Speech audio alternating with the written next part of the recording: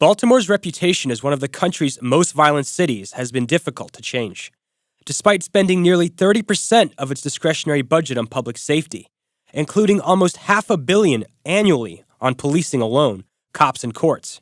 There's been little success in budging the city's perch atop the list of the country's most violent, which is why city leaders have started turning to programs like Safe Streets, an alternative approach to reducing violence. No, we're not armed with with weapons. We armed with knowledge. We armed with street knowledge. Which enlists people from the community, not cops, to act as peacemakers. We have trainers, and also the trainers cultivated what we already knew and learned, what I was groomed for in the street. When I first came here, I was telling my friend, I was like, I don't have no resume. He said, you are your resume. Safe Streets' Gregory Mashburn talks about his unique qualifications. Since the age of 15 to the age of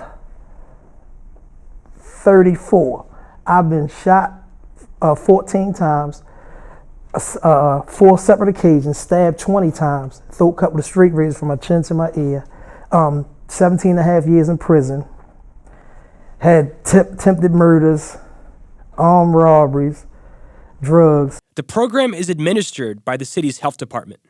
Agency Director Liana Wynn says the idea is to tackle violence as a problem of public health, not criminal justice. Because we know that violence is something that spreads. We know that it's infectious. We know that it creates fear and havoc among people and communities.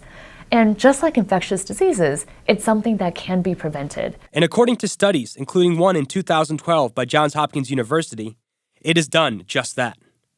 And not only is it stopping violence, but it's also giving an opportunity to individuals who otherwise would have trouble finding employment. Many of the individuals who we hire as the violence interrupters, they also do have criminal records themselves. But we really think it's important to find people who've walked in their shoes, but also we think it's important to give people another chance. But despite the appearance of success, funding is a challenge.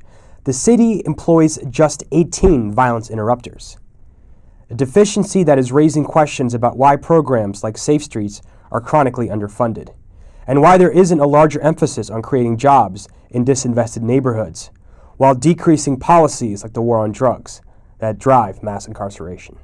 From Baltimore, this is Jessel Noor.